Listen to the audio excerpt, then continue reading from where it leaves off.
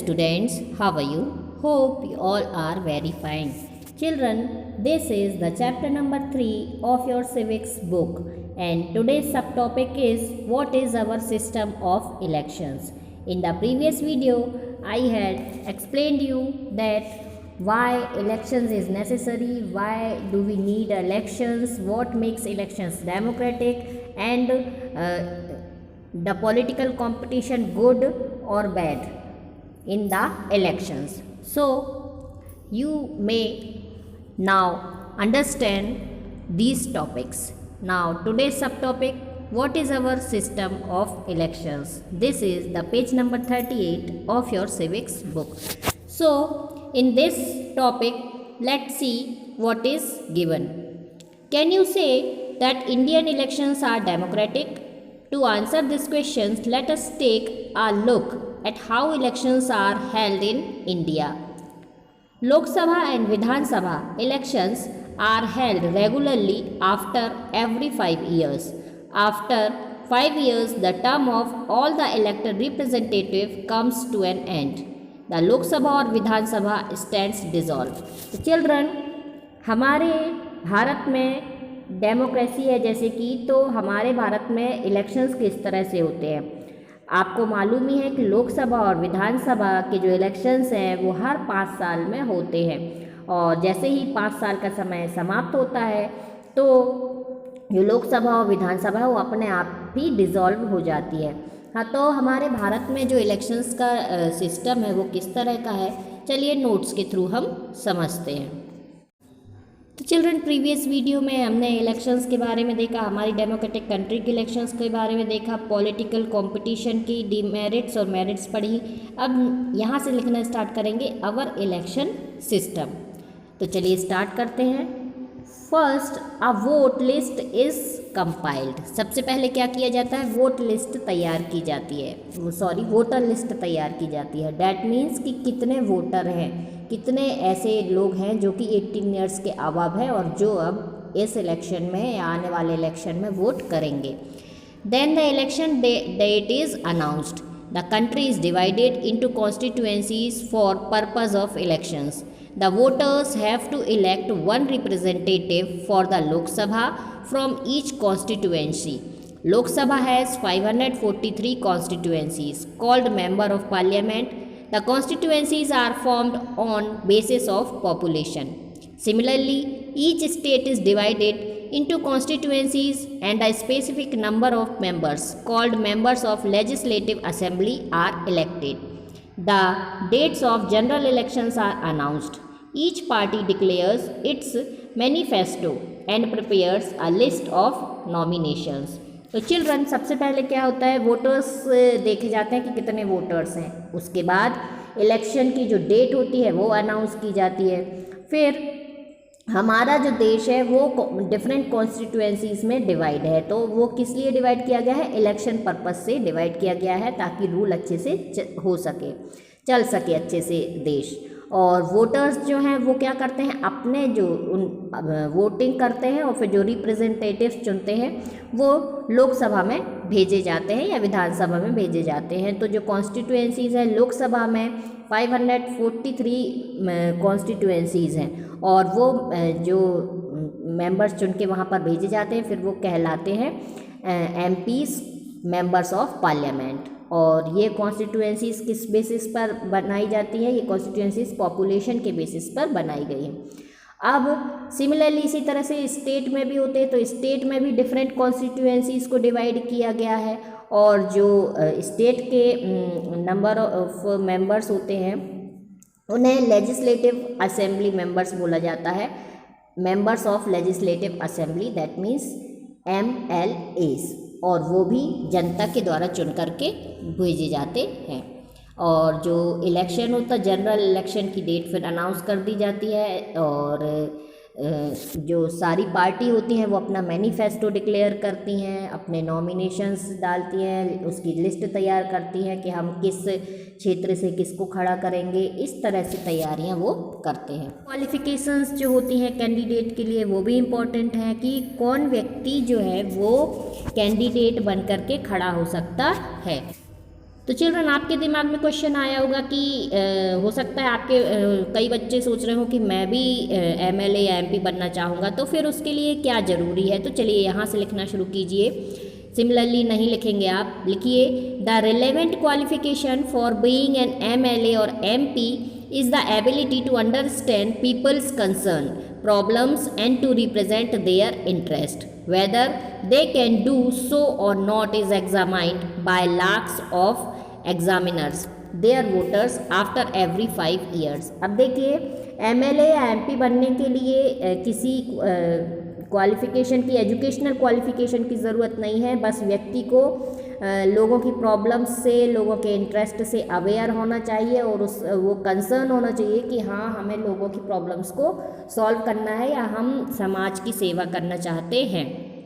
और उसके लिए कोई पेपर नहीं होता है, उसका पेपर हर 5 साल में जनता कर देती है। वोटर्स जो हैं वो वोटर्स यदि एमएलए या एमपी सही काम नहीं करेगा तो वोटर्स उन्हें फेल कर देते हैं और हटा देते हैं। तो इस तरह से उनका एग्ज़ाम भी हो जाता है। अब हेडिंग डालिए इलेक्शन कैंपेनिंग। अब इलेक्शन कैंपेनिंग क्या होती है पहले इसको समझिए, फिर थोड़े हमारे इंडिया के रूल्स हैं, इलेक्शन लॉ हैं जो कि पार्टी कैंडिडेट नहीं कर सकते हैं, वो देखते हैं।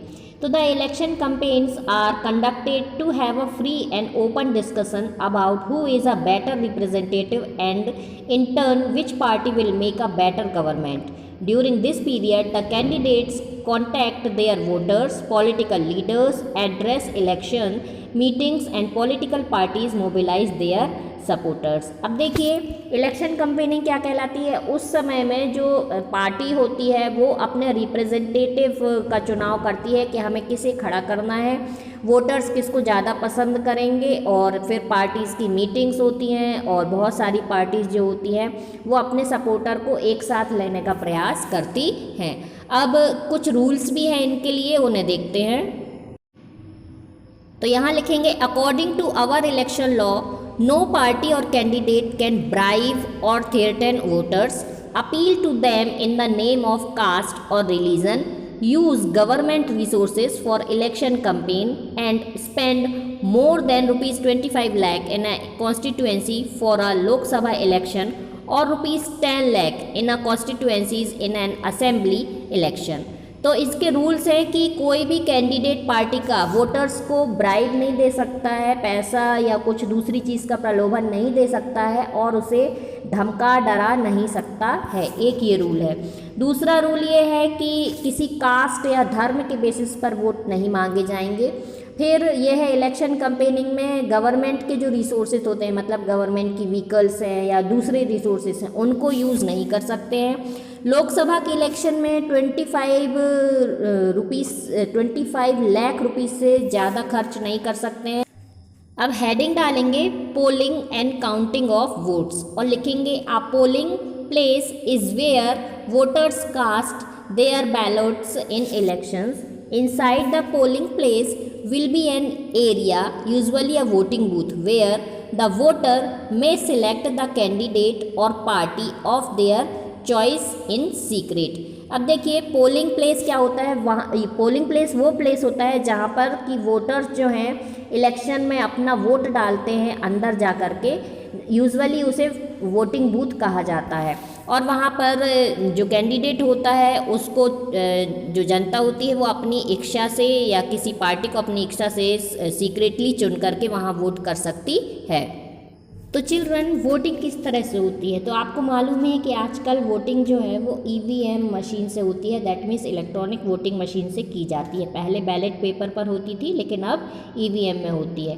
तो what is an EVM and how exactly does work. EVM or an electronic voting machine provide the voter with a button for each choice which is connected by a cable to an electronic ballot box. अब EVM एक machine होती है जो कि voters को buttons provide करती है और उनके सामने कैंडिडेट्स के नाम लिखे होते हैं, पार्टी का सिंबल लगा हुआ होता है और जो कैंडिडेट होता है, जो वोटर होता है वो अपनी चॉइस के अनुसार अपने कैंडिडेट को बटन दबा करके वोट कर सकता है। ये आप स्क्रीन पर देख सकते हैं, इस तरह की वोटिंग मशीन होती है। कैंडिडेट का नाम, नंबर होता है, वहाँ पर सिंबल होता है और इस तरह से जो पीपल होते हैं वो अपनी चॉइस से सीक्रेटली अंदर जा कर के बूथ पर और वोट कर सकते हैं। अब इसको लिखेंगे, an EVM consist of 2 units, control unit and balloting unit, and these two are connected by a 5-meter cable. When a voter presses a button against the candidate he or she wishes to vote for, the machine locks itself. This EVM can be opened only with a new ballot number. This way EVMs ensure that one person gets to vote only once. अब EVM जो होती है वो क्या करती है, 2 units में divide होती है, कंट्रोल यूनिट और बैलेटिंग यूनिट। और ये दोनों यूनिट जो होती हैं 5 मीटर केबल से इंटरकनेक्टेड होती हैं। जब वोटर किसी बटन को प्रेस करता है तो जो जिस कैंडिडेट के सामने वो प्रेस करता है, जिसको वो चाहता है, तो वो नंबर उसे लॉक कर, वो जो मशीन है उसको लॉक कर लेती है। और उसके बाद जो है ये बैलेट नंबर जो है जो उन्होंने लॉक की, जो मशीन ने लॉक किया होता है, यह बाद में उसे लॉक कर देती है, मतलब दोबारा से नहीं कर सकता है। तो इस तरह से जो मशीन है वो इंश्योर कर देती है कि वोट पर्सन ने डाल दिया है। इस तरह से वोटिंग हो जाती है। नाउ लास्ट स्टेप होता है कि काउंटिंग किस तरह से होगी। तो all the EVMs from a constituency are opened and vote secured by each candidate are counted after a few days later on a fixed date. कुछ दिनों के बाद फिक्स डेट पर ईवीएम मशीन जो होती है उसको ओपन किया जाता है और सारे जो कैंडिडेट्स के वोट हैं उन्हें काउंट किया जाता है।